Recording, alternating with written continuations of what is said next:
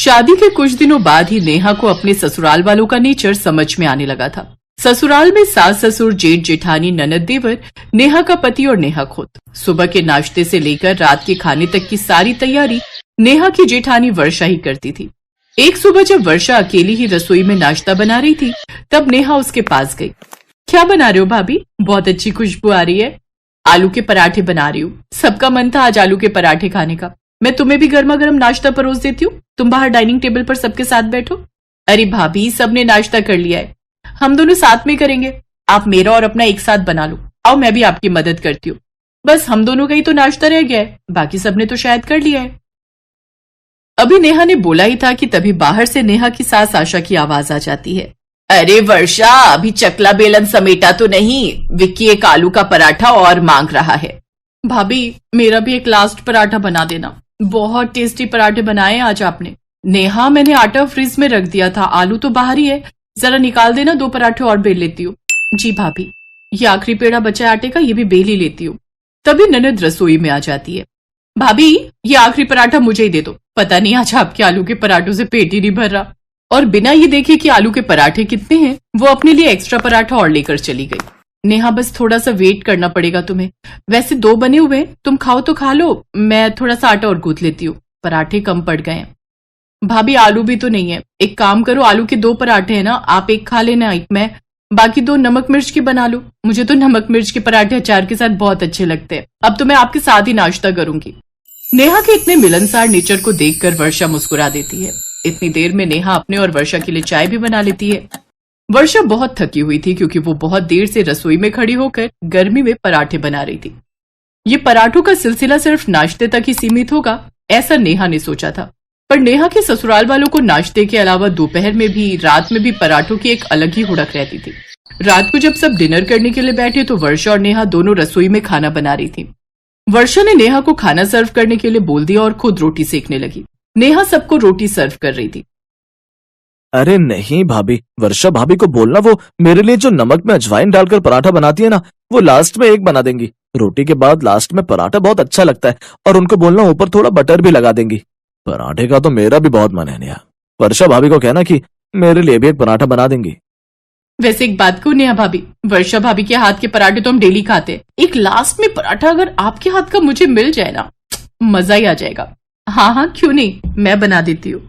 नेहा रसोई में जाती है और वर्षा के साथ मिलकर पराठे बनाने लगती है। लाओ, मैं दे आती हूँ।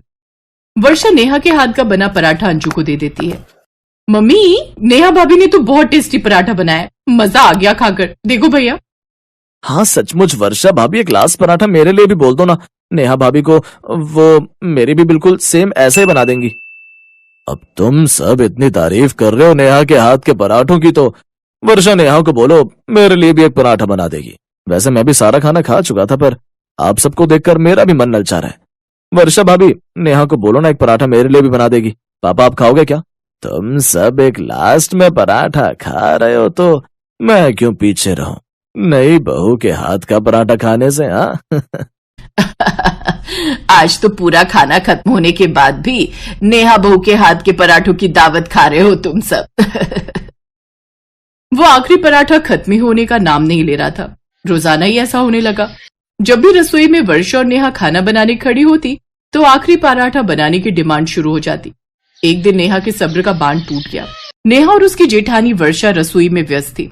वर्षा पराठे बना रही थी, जबकि नेहा चाय और बाकी तैयारी में मदद कर रही थी। घर के सभी सदस्य डाइनिंग टेबल पर बैठे थे और एक एक कर अपनी फरमाइशें कर रहे थे। अरे बहू, एक और पराठा बना दो। हाँ भाभी, मेरे लिए भी एक और पराठा, बस ये आखिरी। नेहा सुनो, मेरा भी एक और बना दो, आखिरी बस। भाभी, मैं भी बस एक और लूंगा लास्ट। जब सबके लिए बना ही रही हो तो अशोक, तू भी एक पराठा खा ले। वैसे तो मेरे पेट में बिल्कुल भी जगह नहीं है, अब तुम कह रही हो माँ, तो तुम्हारी बात कैसे टाल सकता हूँ। ठीक है, मेरे को भी एक पराठा बना ही दो। सब लोग अपने अपने आखिरी पराठे की मांग कर रहे थे। वर्षा चुपचाप मुस्कुराते हुए पराठे बना रही थी, लेकिन उसकी थकान उसके चेहरे पर साफ झलक रही थी। नेहा ने यह सब देखा और वो भी परेशान हो रही थी। वर्षा का चेहरा पसीने से तरबतर था और उसकी थकान नेहा से छुपी नहीं थी।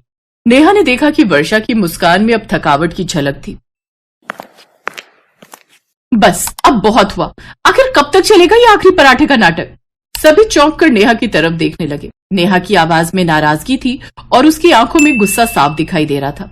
माँ जी, मैं समझती हूँ कि आप सबको गर्मा गर्म पराठे चाहिए, लेकिन आपको लगता है कि ये बस एक पराठा बनाना है। आपके लिए तो एक और आखिरी पराठा मांगना आसान है, लेकिन जो बना रहा है उसके बारे में तो सोचिए।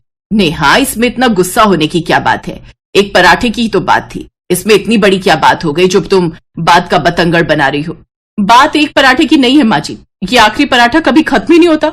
हर बार जब एक आखिरी पराठा बनाने की मांग की जाती है तो वो बनाने वाले की मेहनत को भी तो देखना चाहिए। एक दिन की बात होती तो ठीक था, लेकिन ये रोज रोज का सिलसिला है। अरे भाभी, आप इतनी छोटी सी बात पर इतना क्यों परेशान हो रही हैं? छोटी सी बात अंजू, तुम्हारे लिए ये छोटी सी बात हो सकती है, लेकिन जो रसोई में खड़ा होकर गैस के सामने गरम गरम पराठे बना रहा है उसके लिए ये थकावट और परेशानी की बात है। ये हर दिन का काम है और हर बार आखिरी पराठा बोलकर आप सब तो रिलैक्स रहते हो, पर बनाने वाले को भी तो देखो, कितनी देर रसोई में कोई खड़ा रह सकता है। अगर आप लोगों को पराठे खाने का इतना ही शौक है तो एक बार में बोलिए ना। ये बार बार बोलना, कोई इंसान चकला बेलन रख चुका है, आटा पीछे पता नहीं कितना बचा है, ये बिना सोचे समझे जिसको देखो हुक्म चला देता है। मैं इस घर की नई बहू हूं, पर आज मुझे बोलना पड़ा, मुझे माफ कर दीजिए। मैं सिर्फ आप सबको समझाना चाहती थी। हम सबको मिलकर एक दूसरे का सपोर्ट करना चाहिए, एक दूसरे का साथ देना चाहिए, तभी परिवार में प्यार और एकता रहती है। बहू, तुम सही कह रही हो, हम कभी इस नजरिए से सोच ही नहीं पाए। तुम्हारी बात सही है, हमें अपनी आदतें बदलनी होंगी। हमारी छोटी छोटी आदतें भी अपनों के लिए परेशानी का कारण बन सकती हैं। चिंता मत करो बहू, अब रोटी पराठे जो भी हैं सब एक साथ बनेंगे। बार बार कोई तवा रखने के लिए नहीं बोलेगा। बेचारी वर्षा बहू और नेहा बहू दोनों गर्मी में खड़े होकर रसोई में लगी रहती हैं और एक हम हैं, यहाँ डाइनिंग टेबल पर बैठ जाते हैं बस और हुक्म चलाते रहते हैं। अब वर्षा बहू और नेहा बहू भी हमारे साथ ही खाना खाएंगी। हम सब मिलकर एक साथ खाना खाएंगे। सबने बात को समझा और हाँ में हाँ मिलाई। अगली सुबह नाश्ते पर सब एक साथ डाइनिंग टेबल पर बैठे थे, पर इस बार वर्षा और नेहा भी साथ में ही नाश्ता करने के लिए बैठी थी। वर्षा भाभी, वो आखिरी पराठा मिलेगा क्या? विक्की भैया, वो पराठा मैं खाऊंगी। रोटी के डिब्बे में रखे आखिरी पराठे के अब कितने टुकड़े हुए थे, ये तो डाइनिंग टेबल पर सबकी हंसी ही बता रही थी। सब मिलकर खूबसूरती से हंसते हैं। उस दिन वो आखिरी पराठा सबके हिस्से में आता है, जिससे पूरे परिवार में खुशी का माहौल बन जाता है। एक विधवा महिला थी जो पनीर के पराठे बनाकर बेचा करती थी। ऐसे ही एक रोज जानकी अपना ठेला लेकर घर आती है तो उसका बेटा गौरव उससे कहता है, माँ, आज कितने पैसे कमाए तुमने? मुझे कुछ पैसे दे दो, मुझे अपने दोस्तों के साथ घूमने जाना है। बेटा, कल ही तो तुझे पैसे दिए थे। माँ, आपको तो पता ही है ना कितनी महंगाई है, और वैसे भी मैं आपका इकलौता लड़का हूँ, कल भी ये पैसे मेरे ही काम आएंगे। बेटा, मुझे अभी तेरी शादी के लिए भी पैसे रखने हैं। वो मैं नहीं जानता। एक तो आपने वैसे भी मेरे दोस्तों में मेरी बेइज्जती करवा रखी है।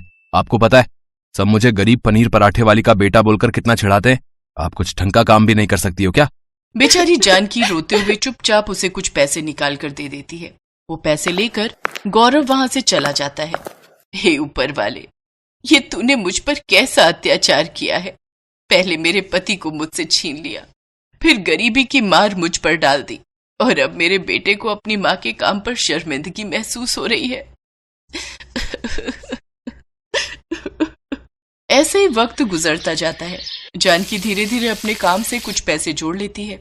साथ ही दूसरी तरफ गौरव बुरी संगत में फंस जाता है और निधि नाम की एक तेज तर्रार लड़की के प्रेम जाल में फंस जाता है।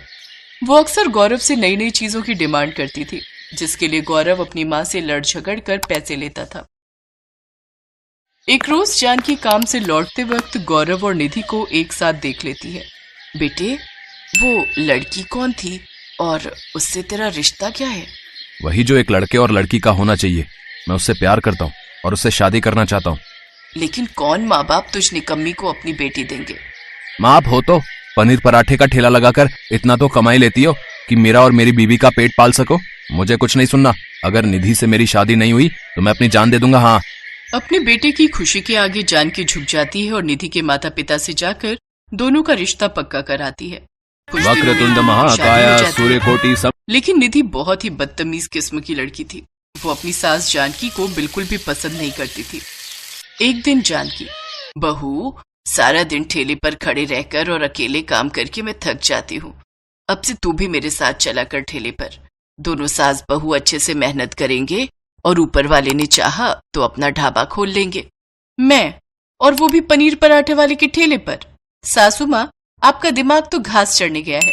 मैं उस 2 टके के ठेले पर काम करूंगी? वो सिर्फ आपको ही शोभा देता है। सारा दिन घोड़े गधे की तरह काम करती हो, लेकिन फिर भी आपकी इज्जत धेले भर की नहीं है। ये मत भूलो बहू कि उसी 2 टके के ठेले की वजह से तुम और तुम्हारा पति 2 वक्त का खाना खा पा रहे हैं। इतना कहकर जानकी काम पर चली जाती है, लेकिन उसकी ये बात निधि को गुस्से से लाल कर देती है। धीरे धीरे वो गौरव को उसकी माँ के खिलाफ भड़का देती है, और एक दिन ऐसा आता है जब वो दोनों जानकी से अलग हो जाते हैं। मुझे छोड़कर मत जाओ बेटा, तुम्हारे अलावा मेरा है ही कौन। इस बुढ़ापे में मुझे तुम दोनों की जरूरत है। मेरे बेटे, मेरे बेटे, मेरे बच्चे, मत जाओ मुझे छोड़कर। आखिर क्यों रुके आपके साथ? आपके इस ठेले के अलावा और है ही क्या? मैं अपने पति को अच्छी नौकरी दिलवाऊंगी, फिर हम दोनों खुशी खुशी अपनी जिंदगी जिएंगे। इतना कहकर दोनों घर छोड़कर चले जाते हैं और बेचारी जानकी अकेले रह जाती है। ऐसे ही कुछ समय बीतता है। जानकी अब और बूढ़ी हो चली थी, जिस वजह से उसकी तबीयत खराब रहने लगती है, लेकिन फिर भी वो अपना काम करती रहती है। तो वहीं दूसरी तरफ गौरव की अब तक कोई नौकरी नहीं लगी थी।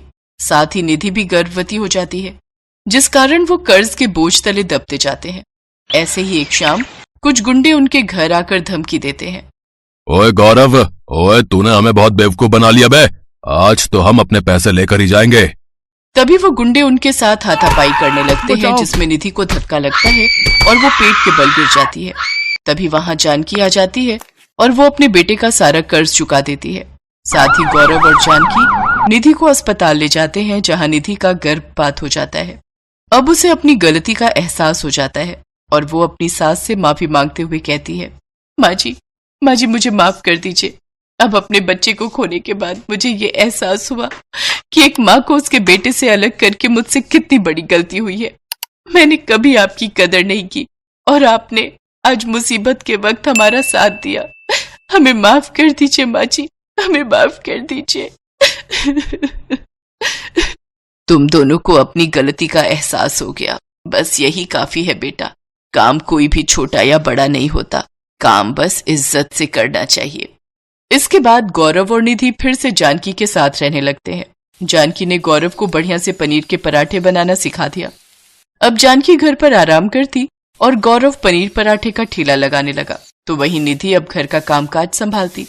जानकी की तरह गौरव के हाथ के पनीर के पराठे भी सबको बहुत पसंद आते हैं और उसका काम अच्छा चलने लगता है। कुछ समय बाद गौरव खुद का ढाबा खोल लेता है, जिसका नाम वो गरीब पनीर पराठे वाली रखता है, जिससे उसकी अच्छी कमाई होने लगती है।